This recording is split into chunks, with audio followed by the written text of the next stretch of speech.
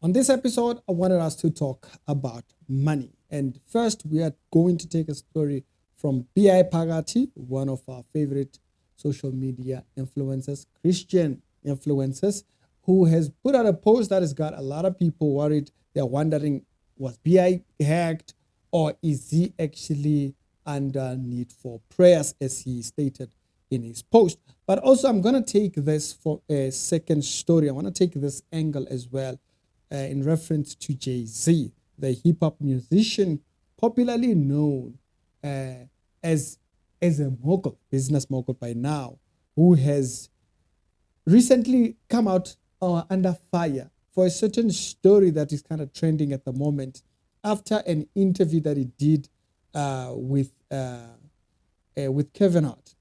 And in this particular interview, he is referencing to a story of a cousin of his that tried to borrow money from him. And this cousin that tried to borrow money from him was not exactly being the most reliable person out there. Particular story that came out, he says the cousin tried to borrow 4,800 and he wasn't having any of that. The social media world right now is not happy with that. They say, you're a billionaire, why couldn't you borrow the brotherhood something? Now, I wanted to talk about this particular story in reference to generosity, but also how finances actually do build a character of a person or how a person sees themselves out there. It's the Actuality Show with the daily Christian commentary videos. If it's the first time over here, to be sure to check out the other videos that are down there, and I will see you on them other episodes. Now, first, I wanted us to talk about the JayZ story, but I thought this story can be the second part of this episode as a warning for the rest of us or an alert for the rest of us. Okay, so first I'm gonna go to the Phakathi post that is out there, and so Phakathi made a post that has, and I did see a little bit on Twitter and on Facebook as well. So in this post, he says, thank you for the love family. I am asking your prayers to keep me going, and your donations for us for the assignment. So basically, that is where. So in that post, he does make an appeal for prayers, but also a note for the difficulty in finances for how much work he has to do out there. Now, Phakathi, for those that don't know him, I think I once made an episode when he appeared at the awards. He's a person we don't exactly know how he looks. If you know, it's just you. I don't know how he looks. And so he's kind of a mystery, good Samaritan who goes around spreading love by being generous to people out in the public. So then this brings up the story of JayZ, right? So in his post, a lot of people were saying he might be hacked, it might not be him, maybe it's other people, maybe it's not him, and so forth.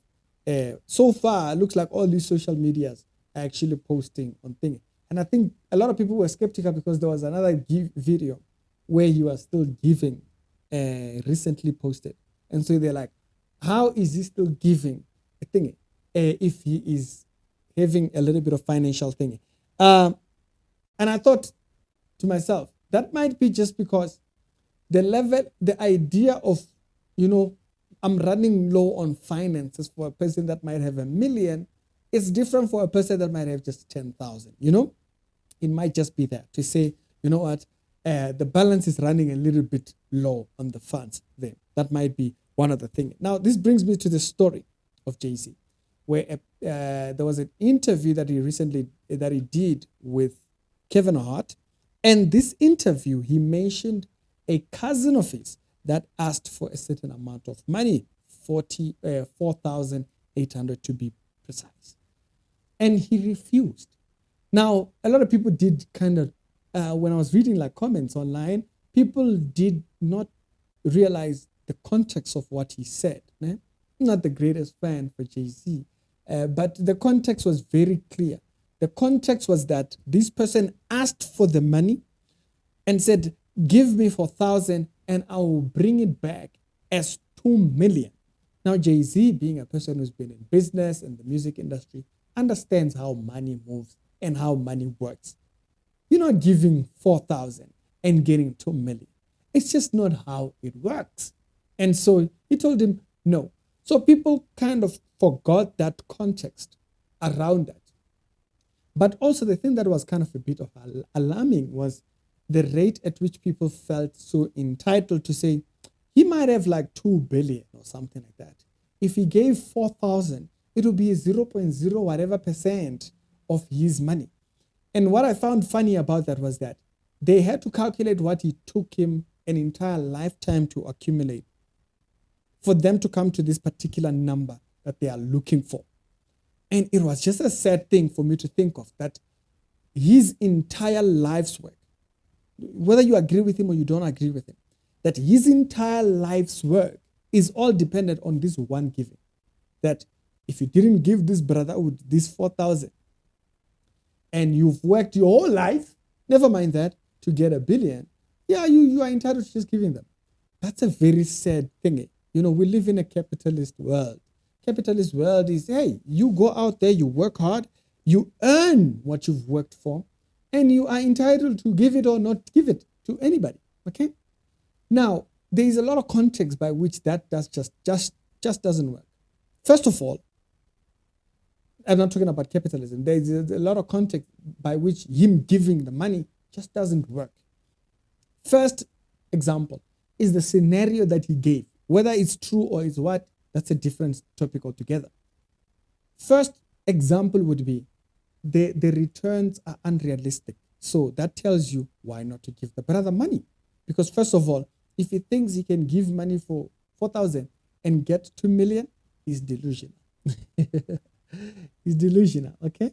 So that says he's what is he working on? It's a Ponzi scheme or something like that. He feels thinking. And so that already tells you he's unrealistic. That's one reason by which not to give him.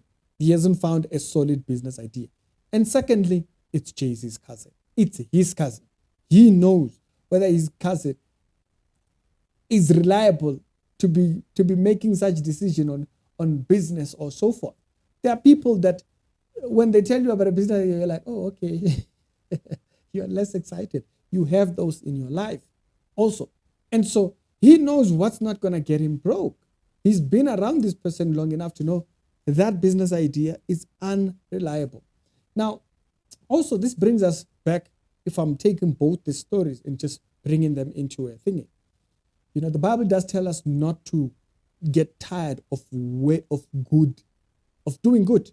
You know, never get tired do not get worried, that's the word that it uses, of good deeds. And so the Bible does tell us that. But there is a limit to where a person is pushing your numbers, okay? There is a limit to where a person is just going beyond. For instance, this person asks you for 4,000 now. They started some type of a business or something like that. They felt like you are entitled to bailing them out because they didn't start with their money to begin with. And so when the business thingy, hey, you know what? He can always bail me out. It creates a problem. It creates an unstable. There's a lot of people that haven't learned their finances. There are shows like I Blew It, which show you that exactly. There's people that have won 300 million and they go to lose the entire amount, okay? We've seen stories like that. It's not a new thing that a lot of people are not educated financially. Age does not mean maturity in finance. Finance is a whole thing. It's a whole thing. And the first thing you would ask yourself is to see if you are very well educated financially is, if you had 500,000 tomorrow, what is the first thing you're doing? 500,000 is too much. If you had 50,000, what is the first thing you're doing? If you had 100,000, what is the first thing you're doing? If you had 1 million, what is the first thing you're doing? You see, those ideas tell you whether you can handle money. Now, sometimes those ideas are not enough. Those ideas are just a framework, because when the money really comes in, it can completely change the decisions that are made. What is it that you core believe about money? Once you have it and once it's in your hand, how does it move? You know? And so that's why I think people have such a harsh judgment and saying, you know what, he should have just given him without understanding. That type of a person who thinks they can get 2 million from 4,000, it's unrealistic. The person probably is not properly educated about finance. It's just the real fact. Age does not mean maturity in thinking. Okay, like there are people out there that expand, that are. You ask yourself, how does this person manage to give so much, right? Like it gives you back to the B.I. Phakathi story. But that's just the state. That's like the ministry, to do that. That person will just give and give and give. And I've heard of stories where people actually outgave themselves. For B.I. Phakathi, we don't know what he does. I don't know what business he's into or so forth. You might find that maybe the business that he's been in is a little bit slow, is a little bit low right now on cash. And so him being able to go out there and give 600-700 at a time is not something that's feasible. You find that he has a business that probably, he has an investment portfolio that earns him maybe 2,000-3,000 a day.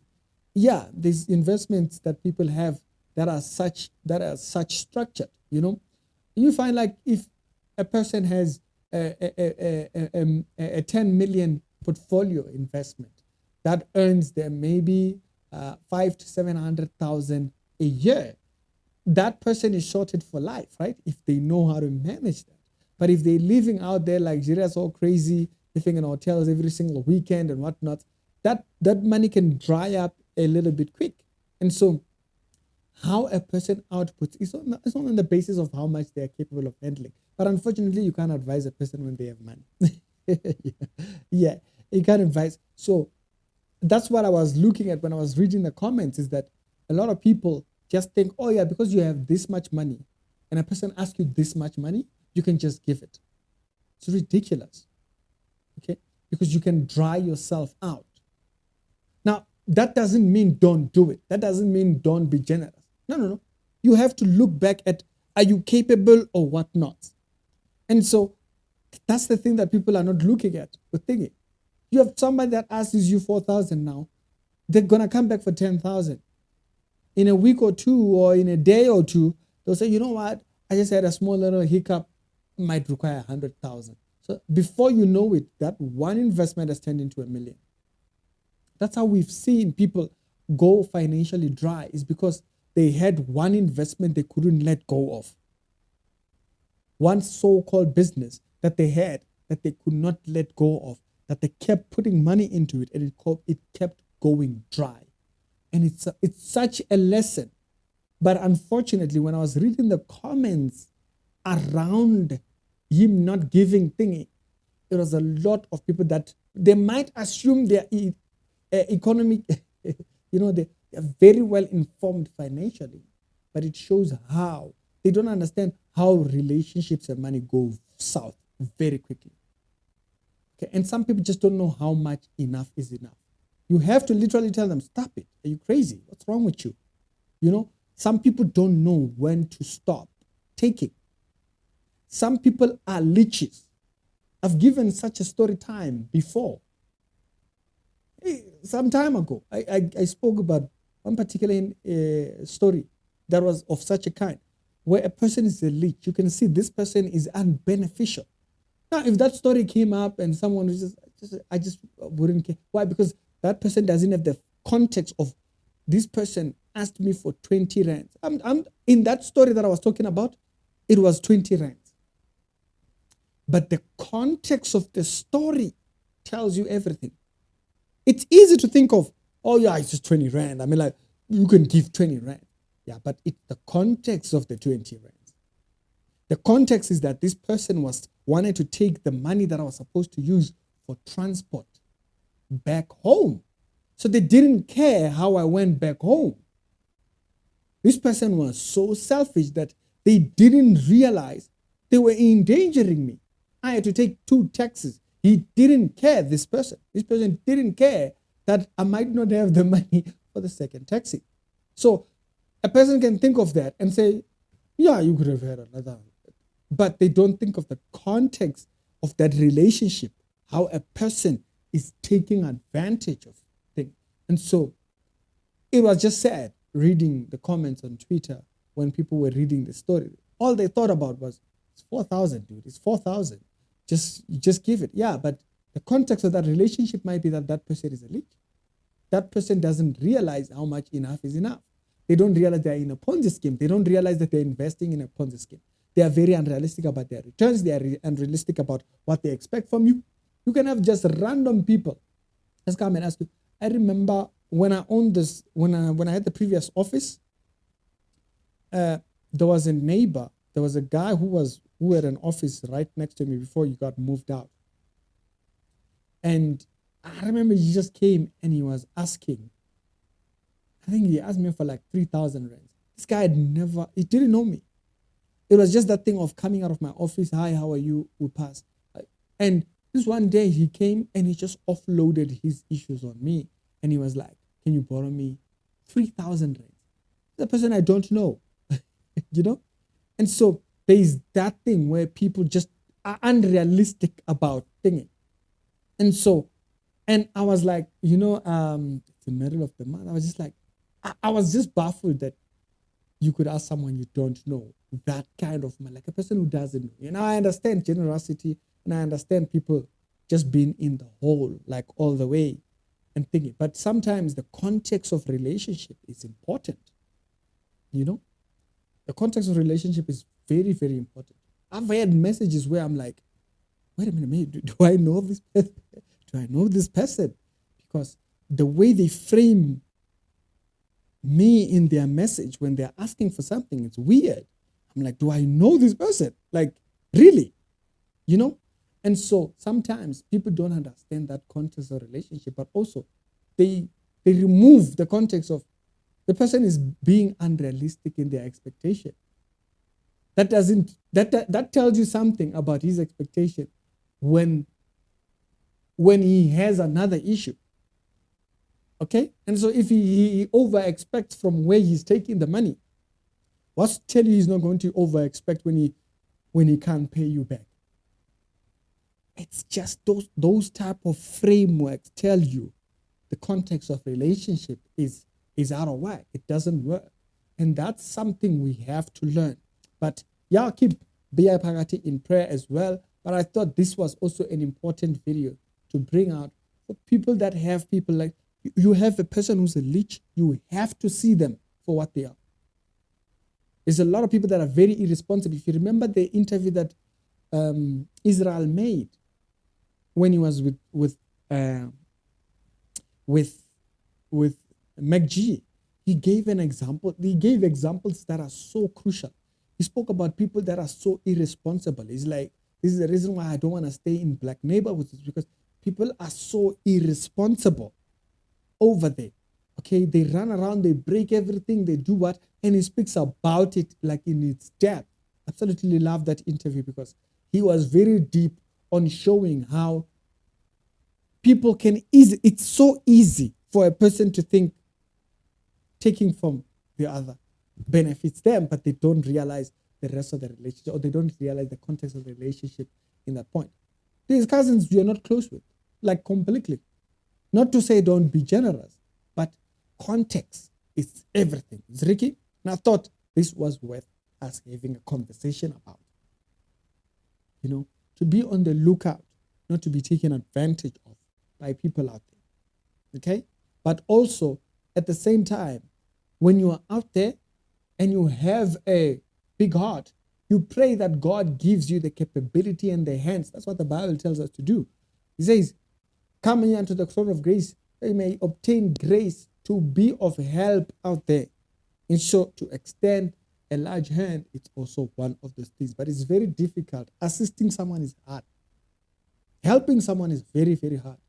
Remember watching these videos about Bonga being helped and stuff like that. He's a guy who's in the street and whatnot. And the stories that he now comes out with are just wild stories. It's like, were they helping him or were they not helping him? They were helping him, but then at the same time, he wants to paint them a certain way. And it's like, what? You know, no, the person was trying to benefit themselves. And it's like, you needed the help? Okay, did you need the help? You needed the help. Okay, so we clear on that. We clear that you needed the help. And so, no, this person was doing it because they wanted the clout. And so the stories get why? Because definition of relationship, the proximity of the relationship. It's so easy, it's a toss away. The relationship becomes a toss away. So it's easy for them to come out there, talk about you anyhow. You know, I want such a person where you being of help, you assist with everything you have, with everything you are capable of. The person goes out there, talks nonsense. Utter nonsense. Like you are looking at this person and you're like, is this person talking about me? About me? Why? Because some people are ungrateful at that core level. I help this person like to the core. I did for them what they could not do for themselves. Completely. The person was unwilling. And it's not that the person didn't have money to do it, but they did have money to do it, but they didn't want to. When the person went out there, you just sit and you're like, is this person talking about me? Why? Because some people are just that ungrateful. And so it's important we note those things and know that. It's Ricky. Y'all have a good one, and I'll see you on the next one.